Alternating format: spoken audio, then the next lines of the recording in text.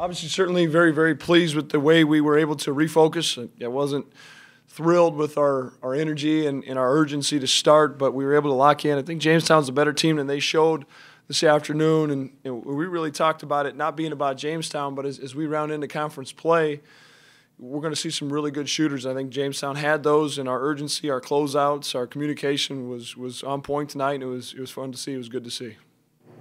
Jay, what'd you say to your guys at that second media when it was close, and then you guys went on that 15-0 run? What'd you say to them? Again, like I don't have to say a whole bunch to this group. They have a competitive spirit about them. Sometimes it just takes a little bit to get going. But what they've done, how they've responded by a couple times now, just getting punched a little bit back on their heels and then start swinging back. And I thought we saw that. And again, to hold a team like Jamestown who shoots it very effectively to 4 for 24, that was encouraging to see. What did you want to see from your team in this game, and did you see it? Yeah, I wanted to see what I saw the last 34, 35 minutes, Alex, and I did see that. Yeah, it was real encouraging. I think you're building habits. You're either building good habits or bad habits, and I didn't like the way we started, like I mentioned, but I thought we carried over and had that urgency that it's going to take to be competitive night in and night out in the Summit League. Paul mentioned that it was a rough last couple of days of practice. Do you think that was responsible for the slow start? Yeah, I don't know. I mean, you define rough in a lot of different ways. We grabbed their attention and refocused it, and I thought the encouraging part was them to get away for a little bit. They were able to travel home on the 23rd, and we didn't come back until the night of the 27th. And we had 2 pretty challenging practices. We also kept their attention throughout the day with some walkthroughs, some lifting sessions, and again, just understanding the importance of this one so we don't build any bad habits that carry over into Wednesday and Saturday and then ongoing. Your non-conference kind of had some ups and downs with winning streaks, losing streaks. It seems like the team's kind of on the up right now. Like, what are you seeing that's positive heading into Wednesday? Well, I sure hope so. We've handled some success. We won a tournament. We went into that tournament with purpose, and we took care of that purpose. And as much as there is ups and downs, as the head coach, it's hardest for me, but just really try to keep perspective through all that. Again, I've said it countless times, not just the talent and the teams, the caliber of teams that we played, but when we played them and where we played them, we knew there was going to be some challenges, but we were able to keep our head above water. And I really look at, and we talked to the guys, that little trip from Tucson, Arizona to El Paso, Texas, was hopefully that turning point in that Wilmington game when we built some confidence. And that second half against UTEP, we were locked in on both ends. If we're going to be like that, we're going to be tough. But our margin for error come league play is pretty small, like everybody. You've talked before about how you look at non-conference and conference play as 2 separate seasons. What do you carry over from that first half then? Well, I just go back to a guy like Chris Quayle, Rocky Cruiser, Cameron Hunter that have never stepped on the floor in a Division I game, and the confidence they build. We did some area of improvements videos and clip tapes for our guys, and a lot of the negative ones were early, at Santa Barbara, some of those things, and so it's fun to see the progress. So the big thing is the confidence. You also, as you're building toughness, you're home for 36 hours, and you turn around and you go right back to Springfield, Missouri, and you win a tough game. That rallies you as a group, as a family. Specifically for Jamestown, what do you get out of a game like this going into conference play? Well, I think as you look around the country, there's a lot of our league in particular are playing non-Division I's and games of this nature where you get back on the court, you get in front of your home environment, the lights are on, there's officials there. You get back into some of those routines, and I'll say it again, you're building habits no matter what you're doing.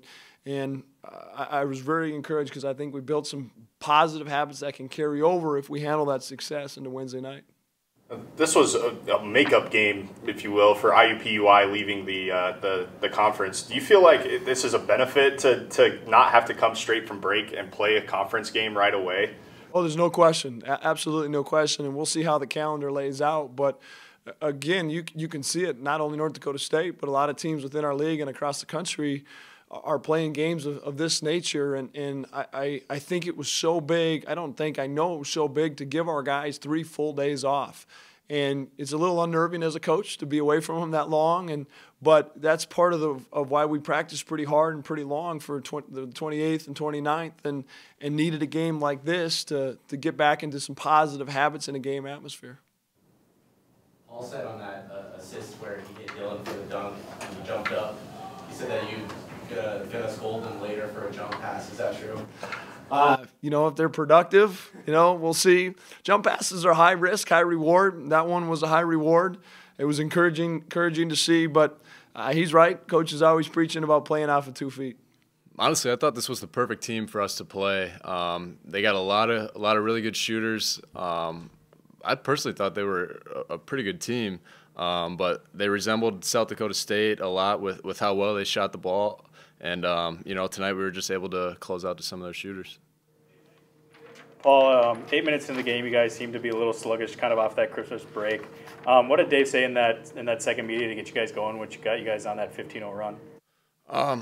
He didn't really need to say much. We just knew that they were kind of taking it to us, and we needed to pick it up. I think it started with our defense. They had 15 points on their first 10 or so possessions, and then after that, I thought we really locked in. And is it good to have an opponent like this where you can, I guess, afford to start a little slower, ease back into things? I don't think that we should start slow in any game. I think we should come out ready to play. And, these are the games that we really need to focus on that so that we don't really mess it up when we're going into conference. Can that kind of serve as more of a wake-up call then as you guys do head into league play? Yes, sir. It seemed like you guys moved the ball a lot better after that 8-minute mark. Is that fair to say, I guess? Is that something you try to do a little bit? Is that better, down the stretch of the first half? Yeah, a big key for us lately has been trying to get downhill. Another 25 free throws for us tonight. But when we're getting in there, you got guys coming over and help side, and then we're a very unselfish team, and people are just finding the open guy. On that assist, I think that you had to Dylan for the dunk, kind of walking through that play. It looked like you had 3 defenders on you, just fine. Yeah, I don't know. Coach will probably yell at me for it in film because it was a jump pass.